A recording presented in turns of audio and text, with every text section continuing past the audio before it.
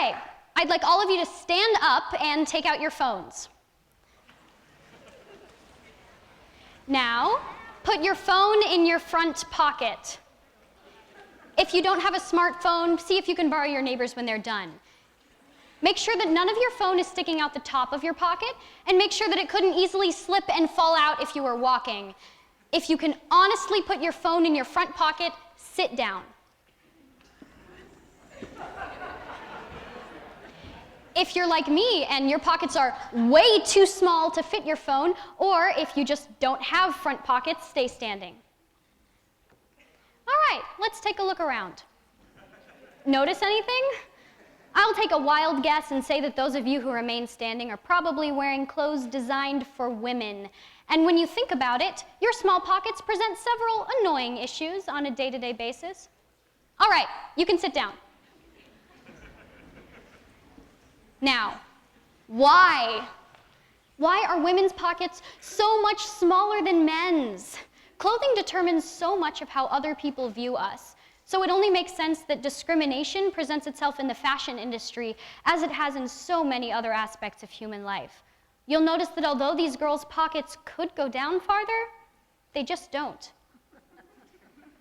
Historically speaking, clothing has shaped people for centuries, quite literally. In some cases, things like corsets and foot binding have forced women to sacrifice comfort for beauty, sometimes seriously threatening their health. And there was never an apparent male equivalent. In the age of corsets, women would have fainting rooms and benches in their homes to pass out on because their organs were so messed up.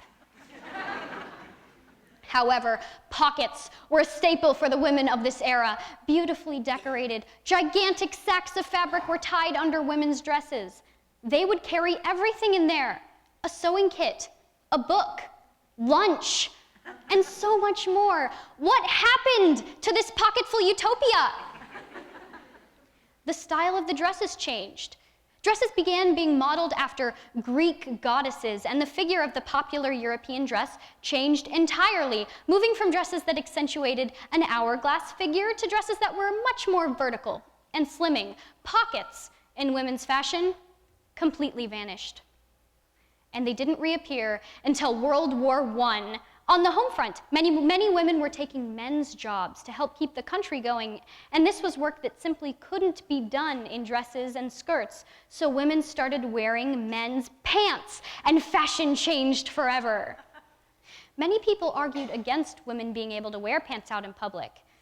Eventually, the fashion industry stepped in to make sure that the pants that women were wearing were a lot more feminine. And their idea of femininity, of course, included very small pockets. But even wearing these pants was frowned upon by many, even as recently as 1993, when female senators, led by Barbara Mikulski, wore pantsuits on the Senate floor, receiving what one referred to as audible gasps from male members of the Senate. Now this event is referred to as the Pantsuit Rebellion.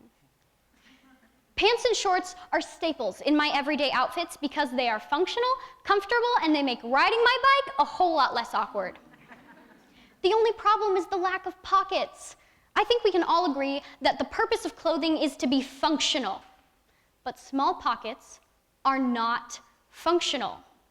I need to carry my phone, wallet, and keys around with me on a daily basis, and the fact is that I can't with the pockets that I have. Now, what a lot of you may be thinking is, girls have purses to carry their stuff in, and it's way more stuff than guys carry around. And you'd be right.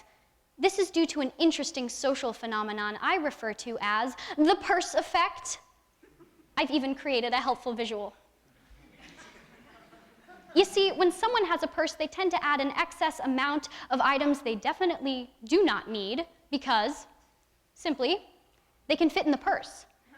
In my mom's purse, for example, you might find a barely used comb, 4 to 5 pens, all of last year's parking tickets, a pack of gum, maybe from the 90s.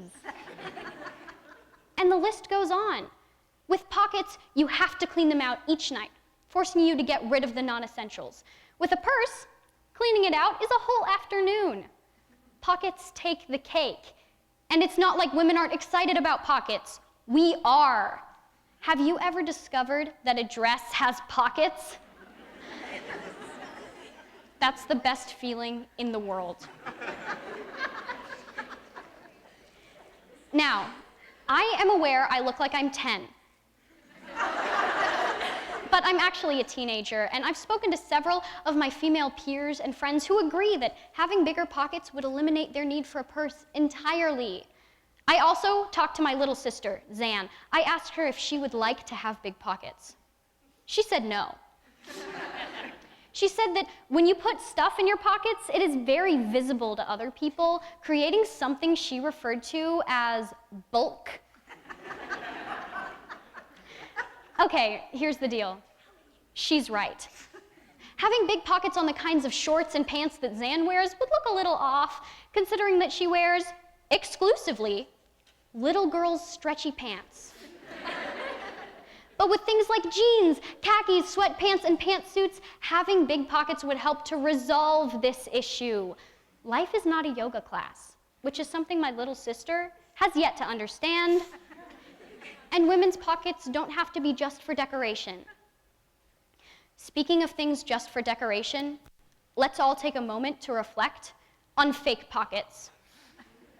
Truly fashion's greatest tragedy. For those of you unfamiliar with the horror, this is a fake pocket. It looks like a pocket. It probably smells like a pocket. But it's not.